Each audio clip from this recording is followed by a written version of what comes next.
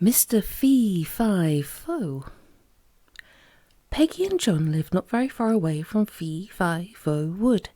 It wasn't a very nice wood, because it was damp and dark, and in the very middle of it lived old Mr. Fee-Fi-Fo and his wife. Every day when they went to school, their mother said the same thing to them. "Now mind you don't set foot in Fee-Fi-Fo Wood, or old Mr. Fee-Fi-Fo may get you." And every day Peggy and John gave her the same answer. "No, Mother, we won't." One day they disobeyed. John had a lovely new ball and he and Peggy were playing with it. Peggy missed it and oh dear, off it went rolling into Fee-Fi-Fo Wood. "There," said John crossly, "you've lost it." "We'll get it," said Peggy. "It's only gone a little way into the wood. Mr. Fee-Fi-Fo won't see us." So the two children jumped over the ditch that separated the path from the wood and began to hunt for their ball. Suddenly they heard a noise and they looked up. Oh, goodness me! It was old Mr. Fee-Fi-Fo. He was a tall, thin man and he wore a yellow top hat and a green smock. His boots were red and he had a beard that came halfway down his green smock. "Oh," he said, rubbing his hands, "so you've come into my wood, have you? Well, just come a little further, my bold children. I'm wanting someone to help me with my magic spells, and you'll do very well indeed." He caught up the two scared children and carried them off. After some time he came to a higgledy-piggledy cottage, and at the gate stood his wife, a large woman with tiny eyes. "Here are two children to help me with my spells," said Mr. Fee-Fi-Fo. "Lock them up in my magic room and get ready for the cat spell. I'll be along in an hour." Mrs. Fee-Fi-Fo took the two children to a queer room at the back of the cottage and locked them in there with her. It was a very strange room. There was a big fire at one end, and on it boiled an iron cauldron. Green smoke came from it, and it sang a magic song to itself. On the floor were many circles and squares, and up the walls grew strange plants in pots. There was one big window, but it was barred. There could be no escape that way. "What is this cat spell that Mr. Fee-Fi-Fo wants us to help him with?" asked John. "Will he let us go when we've helped him?"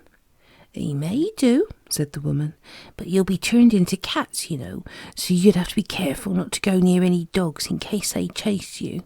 I hope you won't mind being turned into cats." "I couldn't bear it," said Peggy, beginning to cry.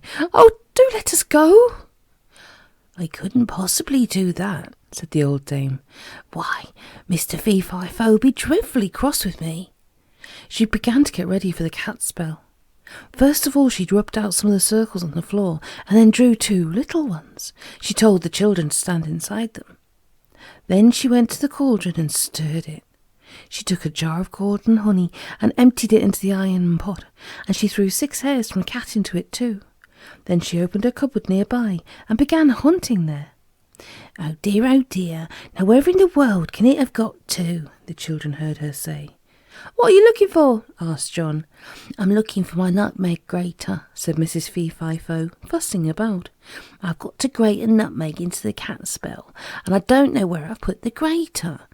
Oh yes, now I do remember. I broke it last Thursday. My goodness me, whatever shall I do? I simply must have a nutmeg grater." "Shall I go and borrow my mother's grater?" asked John. "She's got a lovely big one, all new and shiny." "Well, that would be very, very kind of you," said Mrs. Fee-Fi-Fo. "Now mind you don't take very long fetching it, or Fee-Fi-Fo won't find you when he's back again." She unlocked the door, and the two children tore out of the cottage. They raced down the path, panting, and did not stop for breath until they were safely on the path outside Fee-Fi-Fo Wood. "My goodness, what a narrow escape!" panted John. "We'll never go into that wood again, Peggy. Thank goodness that old woman was so foolish." You can guess that neither of them jumped over the ditch for a long time. But, would you believe it, there came a day when the children saw a brilliant yellow butterfly, and without thinking what they were doing, they jumped over the ditch into Fee-Fi-Fo Wood and chased that butterfly. And of course, up came Mr. Fee-Fi-Fo and caught them as easy as you please. "Oh," he said, smiling all over his bearded face. "Oh, so I've got you again. Well, you won't escape this time. I want you for a frog spell today." "Oh, please don't turn us into frogs," begged Peggy, but Mr. Fee-Fi-Fo only laughed. He took them home to his cottage and gave them to Mrs. Fee-Fi-Fo. Tie them up to the leg of the kitchen table, he said. Then they can't escape. He went out of the cottage and left the children with his wife. She looked at them both. Dear, dear, if it isn't the naughty children who went off to fetch a nice, shiny nutmeg grater for me and never came back, she said. Well, well, I must make sure you don't get away this time, mustn't I? I'll tie you up to the table leg as Fee-Fi-Fo said. She took down a tin and pulled out some string. It was very thin, and John knew he could easily break it.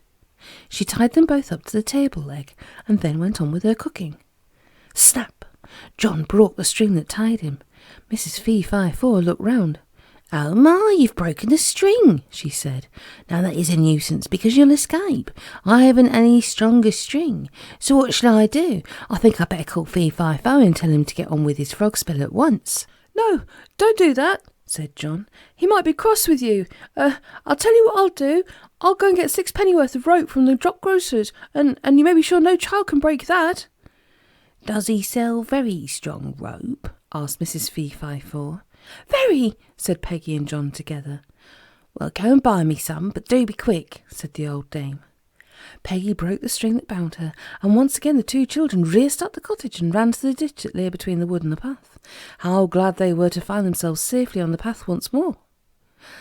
We'll never do that again, said John, and Peggy nodded her head, for she had no breath left to speak.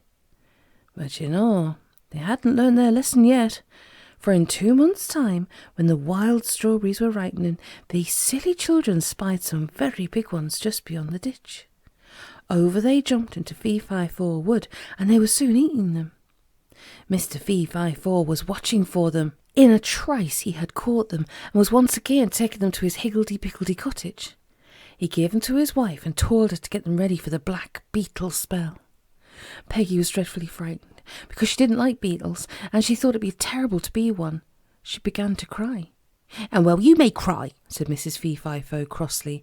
Wasn't it the 2 of you ran off to buy me 6 pennyworth of strong rope to tie you up with, and you never came back? Well, you shan't escape this time, I'll tell you that for certain. She took them to the magic room and locked them there. The cauldron was still steaming with green smoke, and the chalk circles and squares were on the floor.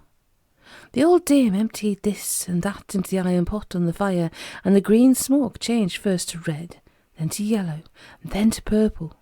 It was all very strange indeed. The children were told to sit still on 2 black stools, and they didn't dare to move. Mrs. Fee-Fi-Fo made everything ready, and she began to stir the cauldron with a red stick. While she stirred it, she began to sing magic words. She spelled each word before she said it, and the children listened. S-H-O-O-N-A-R-O-O-N, she spelt, then said the enchanted word, Shoonaroon, L-I-L-L-A-R-A-Y, Lillaray, P-O-O-N-A. She suddenly stopped. Bother, I've forgotten how to spell Poonaskillatry, a most important magic word in this spell. If I get it wrong, the spell won't work. Do you know how to spell Poonaskillatry, children? No, said John. I've never heard of it before.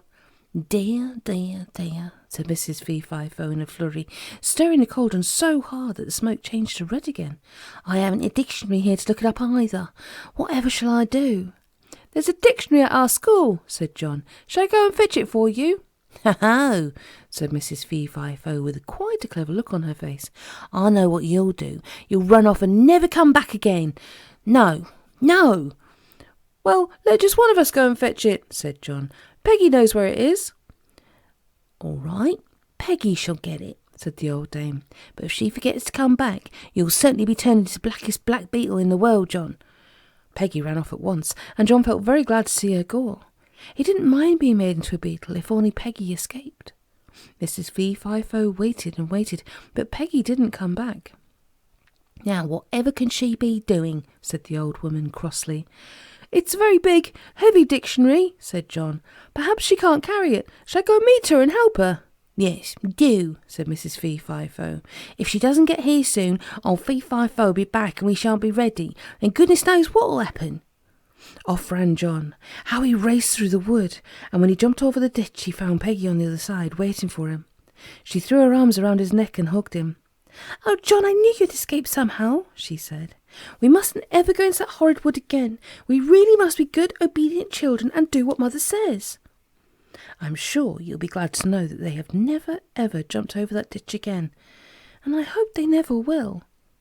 As for Mr. Fee-Fi-Fo, people do say he's still there, on the lookout for disobedient children, but others say he and his wife had a quarrel and turned one another into frogs. I shouldn't be a bit surprised about that. Would you?"